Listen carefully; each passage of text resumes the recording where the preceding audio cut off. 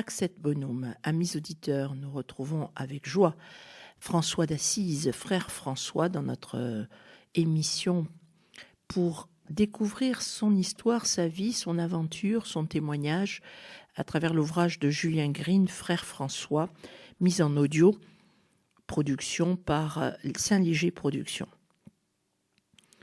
Nous en arrivons, on pourrait intituler les chapitres qui vont suivre l'aventure franciscaine à travers les risques de l'évangélisation et surtout le désir ardent d'évangéliser envers et contre tout. Je n'en dis pas plus, écoutons.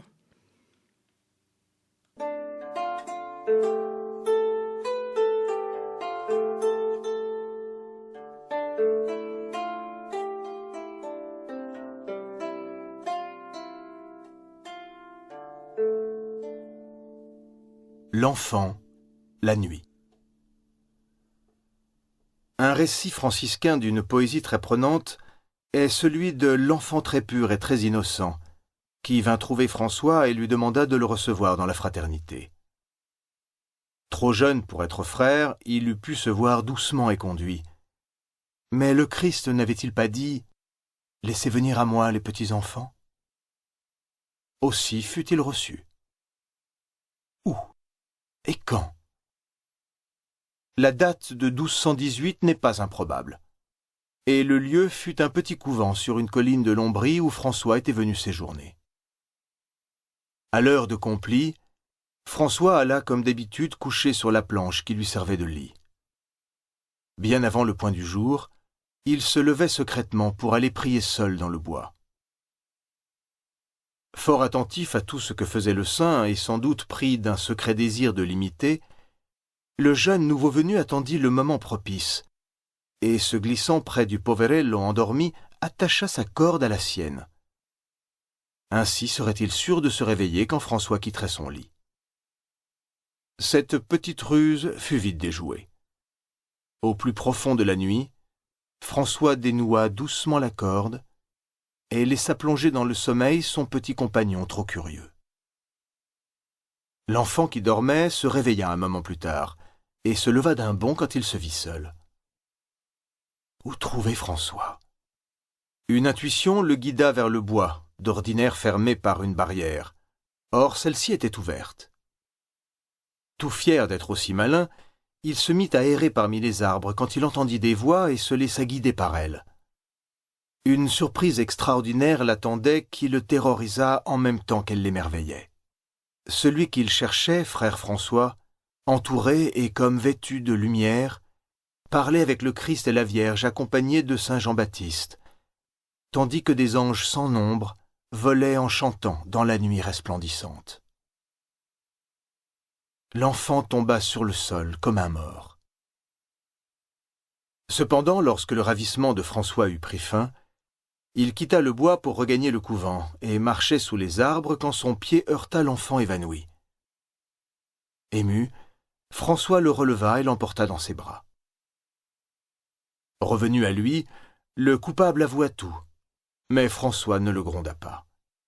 Il lui enjoignit seulement de ne jamais révéler de son vivant ce qu'il avait vu et entendu dans ce bois nocturne.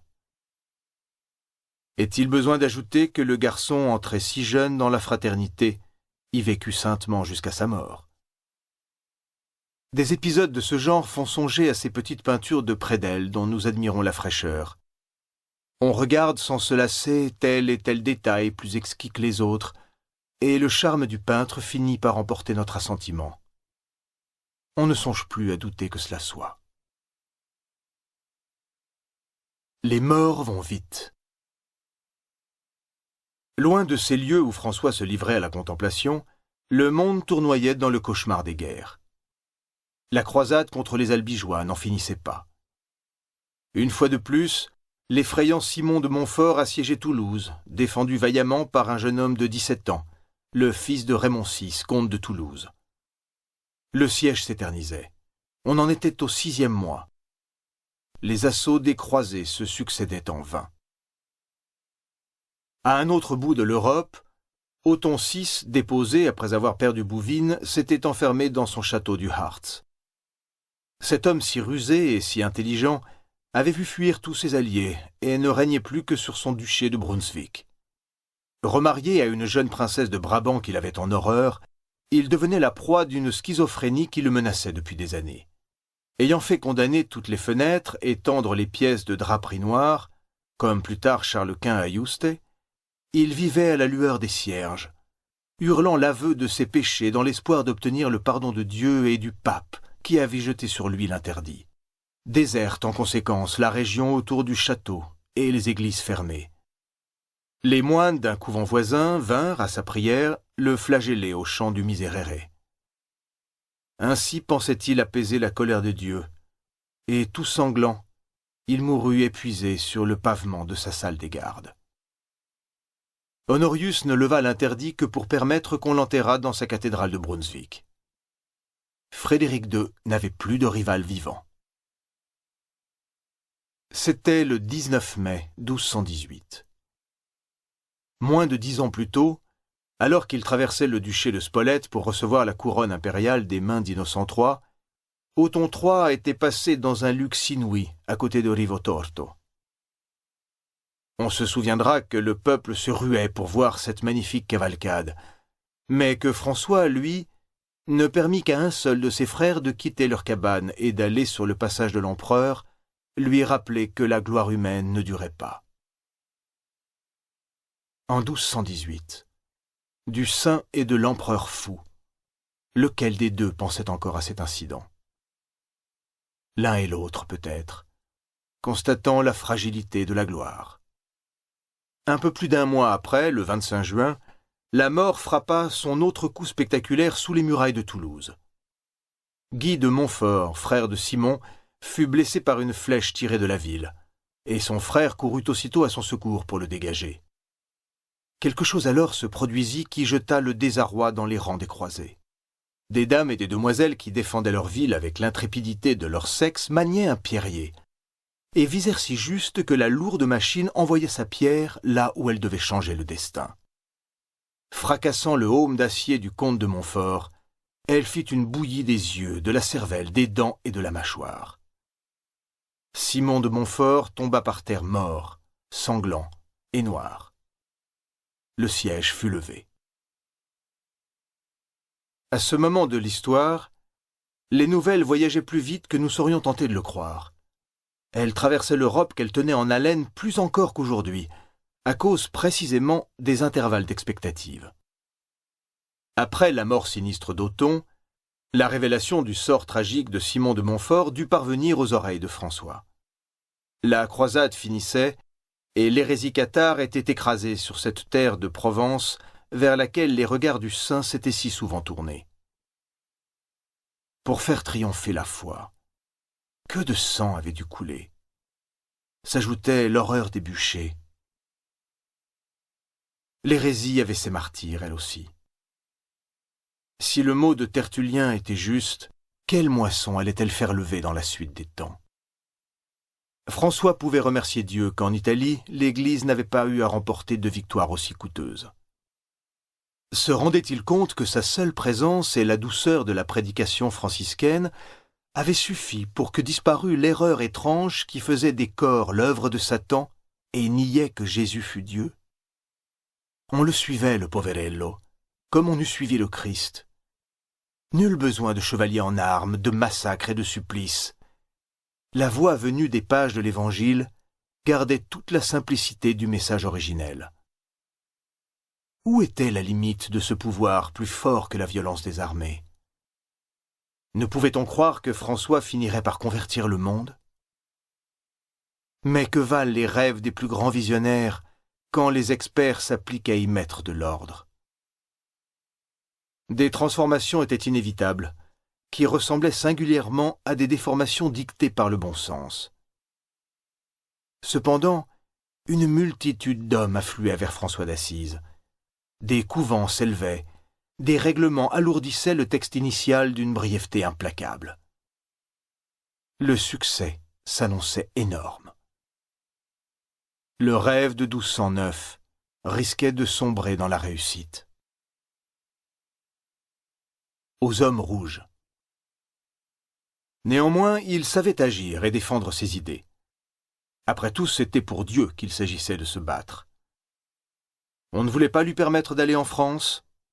Frère Pacifique ira à sa place.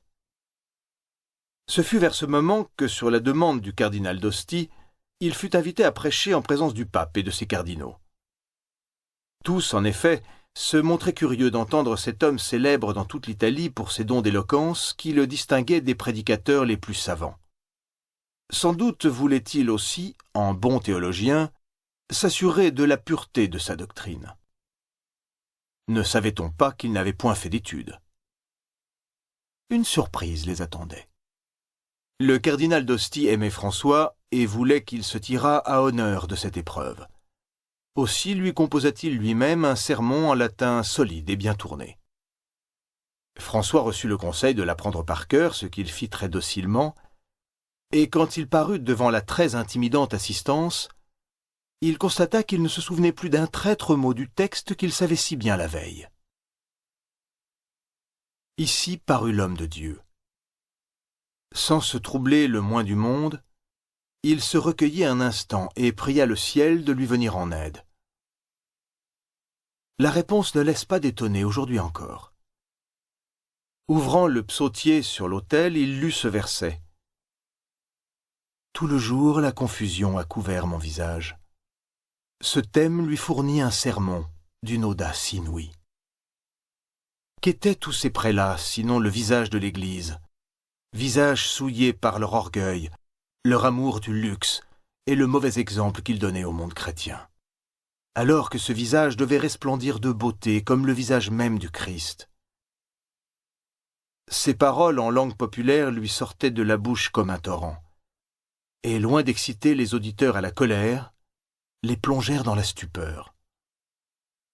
Un regard glissé sur leurs riches ornements, puis un autre plus rapide jusque dans leur conscience, ils se turent devant cet homme en habit couleur de terre, qui leur disait avec la vigueur et la simplicité d'un prophète que Dieu n'était pas content de son Église. Et des larmes coulèrent.